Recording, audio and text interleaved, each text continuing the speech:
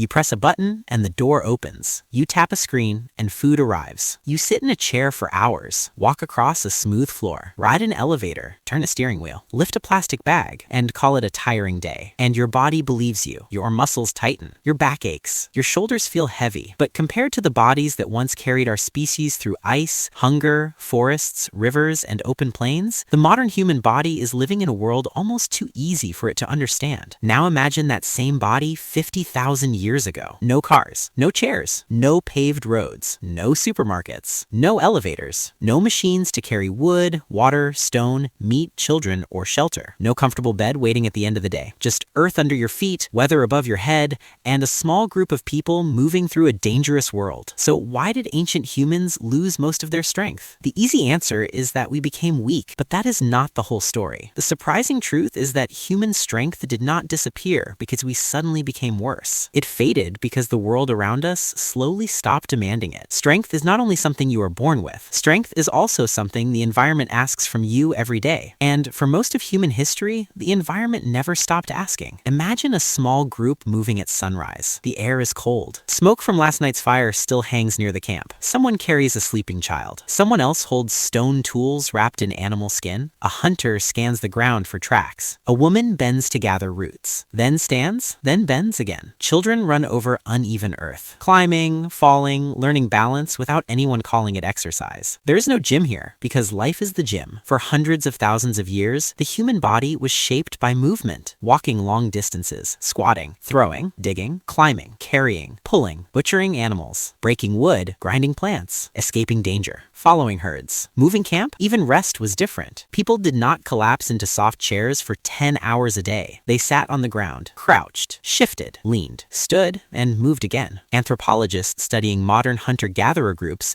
such as the Hadza of Tanzania or the Juhansi San of the Kalahari, have often observed lives filled with varied, low to moderate movement, rather than short bursts of artificial exercise. These people are not copies of our ancient ancestors, and no living group represents the entire prehistoric past. But they show something important: the human body was built for regular, practical motion. And this changes everything. Modern people often think of strength as large muscles. Arms, chest, shoulders, the visible body. But ancient strength was not just about looking powerful. It was about endurance, grip, balance, bone density, tendon strength, foot strength, the ability to carry weight over distance, the ability to move while tired, hungry, cold, and afraid. A prehistoric human did not need to bench press in a gym. They needed to drag wood back to camp before dark. They needed to climb a slope with meat on their back. They needed to keep walking when the water source was farther away than expected. Archaeological evidence gives us hints of this older body. Many ancient skeletons show stronger bones, especially in the legs and arms,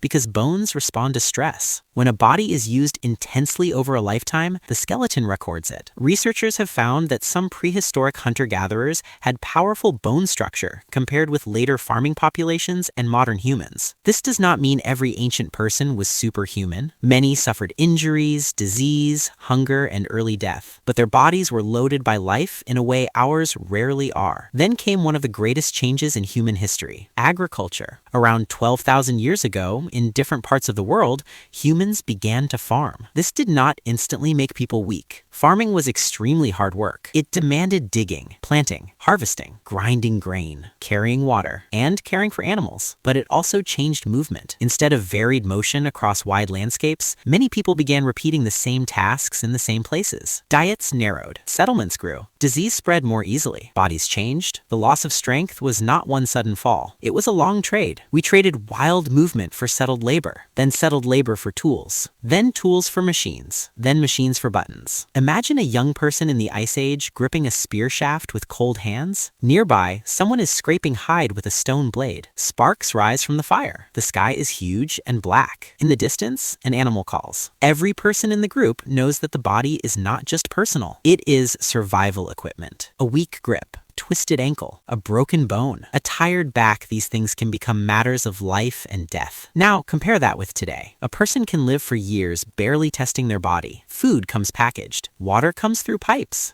Heat comes from walls. Light comes from glass bulbs. Work happens on screens. Danger is often abstract deadlines. Bills, messages, numbers. The body still carries ancient instincts, but the world no longer gives it ancient tasks. But here is the strange part. Modern weakness is not simply a failure of character. It is also the success of civilization. We created tools so our bodies would suffer less. We built shelters so we would not freeze. We invented agriculture so food would be more predictable. We developed transport so distance would not control us. We built medicine so injury would not always mean death. We made machines because human labor is painful, slow, and limited. In many ways, losing strength was the price of gaining safety, and that price was worth paying. Ancient life was not a fantasy of perfect health. People were bitten, infected, starved, injured, and exhausted. A strong body could still be killed by a small wound. A skilled hunter could still die in winter. A powerful mother could still lose a child. Prehistoric strength was not romantic. It was necessary because life was unforgiving, and yet something was lost. The modern body is often underused, not because it is broken,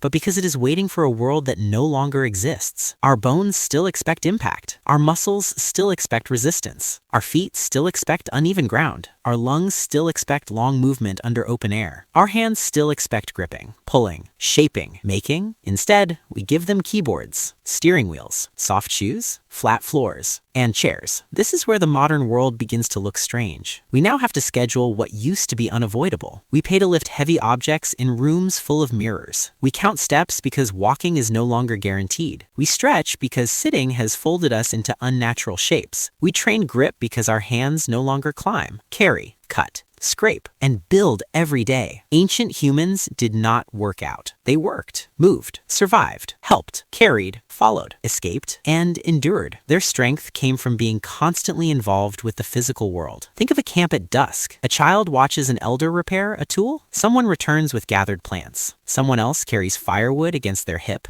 Hunter limps slightly, but another person takes part of the load. Bodies are tired. Hands are scratched. Feet are dirty. The smell of burned wood mixes with wet earth. No one is measuring calories. No one is chasing fitness. They are simply living inside a world that refuses to let the body sleep too long. That world made humans strong. Our world made humans comfortable. And comfort is powerful. It saves lives. It protects the weak. It allows art, science, writing, music, medicine, and memory to grow beyond survival. A child born today does not need to become physically tough just to reach adulthood. That is a miracle. But the body remembers. It remembers in back pain, in fragile bones, in tired legs after a short walk, in the strange sadness of spending a whole day indoors, in the quiet feeling that something inside us was designed for more than sitting still. So why did ancient humans lose most of their strength? Because strength follows demand. When survival demanded movement, humans became movers. When tools reduced effort, the body adapted. When farming narrowed motion, the body changed. When machines carried the load, muscles had less reason to grow. When chairs, screens, cars, and elevators became normal, the ancient body entered a modern cage built from comfort. We did not lose strength because we stopped being human. We lost strength because we became human in a different world. And maybe the question is not whether we can become ancient again. We cannot, and we should not want to. The past was beautiful, brutal, intelligent, and dangerous. But perhaps we can listen to what the ancient body is still asking for. To walk more, to carry something real, to touch the ground, to use the hands, to feel weather, to remember that comfort should protect life, not replace it. Because deep inside the modern body, beneath the soft chair, the glowing screen,